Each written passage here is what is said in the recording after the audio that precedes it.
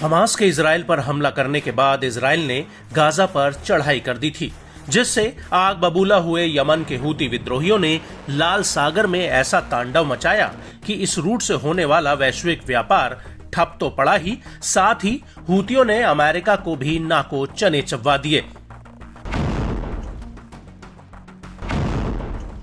America ने Houthi पर लगाम लगाने के लिए करीब 10 देशों के साथ मिलकर ऑपरेशन प्रॉस्पेरिटी गार्जियन शुरू किया, लेकिन थोड़े वक्त में ही उसकी भी हवा निकल गई और उसके बाद अमेरिका और ब्रिटेन ने साथ मिलकर कई बार हूती के हथियार डिपो पर हमला करके उसे कमजोर करने की कोशिश की, लेकिन उससे हूती और भी ज्यादा आक्रामक होकर लाल सागर से आगे हिंद महासागर समेत अरब सागर तक अपनी लंबी दूरी की मिसाइलों से हमला करने लगा। उसके इन हमलों से लाल सागर से गुजरने वाले व्यावसायिक जहाजों ने तौबा कर ली।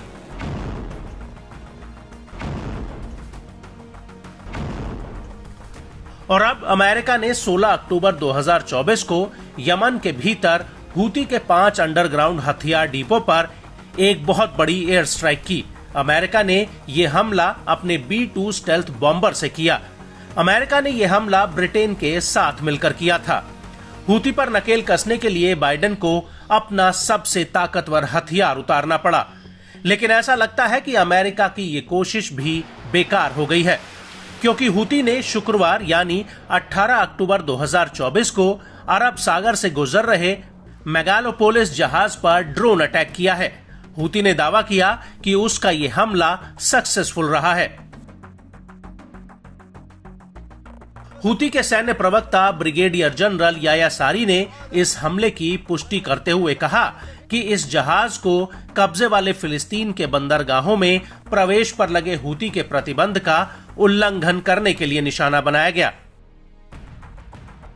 نفذت القوات المسلحة اليمنية بعون الله تعالى عملية استهداف لسفينة ميغل أبولوس في البحر العربي، وذلك بعدد من الطائرات المسيرة، وقد حققت العملية أهدافها بنجاح بفضل الله، ونفذت العملية من قبل سلاح الجو المسير في القوات المسلحة اليمنية।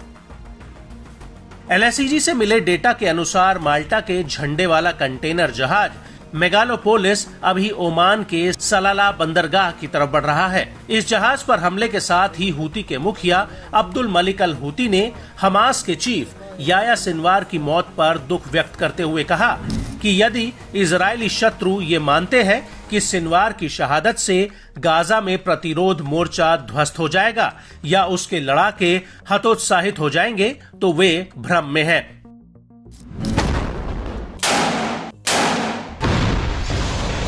सैयद अल हूती ने आगे कहा कि हमास एक आंदोलन जो अपनी स्थापना के बाद से ही दृढ़ और समर्पित रहा है, अपने संस्थापक और कई प्रमुख नेताओं की शहादत के बावजूद डगमगाया नहीं है। अब्दुल मलिक अल हूती ने कहा कि हमास कभी भी प्रतिरोध का झंडा नहीं छोड़ेगा, युद्ध का मैदान नहीं छोड़ेगा या आत्मसमर्पण नहीं करेगा।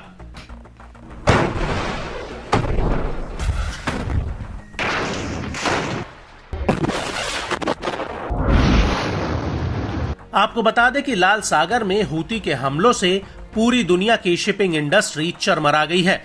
एक अनुमान के मुताबिक इस रूट पर एक साल में करीब $1 ट्रिलियन का सामान होकर गुजरता है, लेकिन 7 अक्टूबर 2023 को हमास के गाजा पर हमले के बाद से ही ये रूट पूरी तरह से ठप पड़ गया है।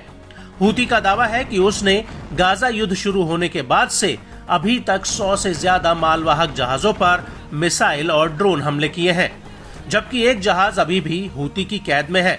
इसके अलावा हूती के हमलों में 2 जहाज लाल सागर में समा चुके हैं।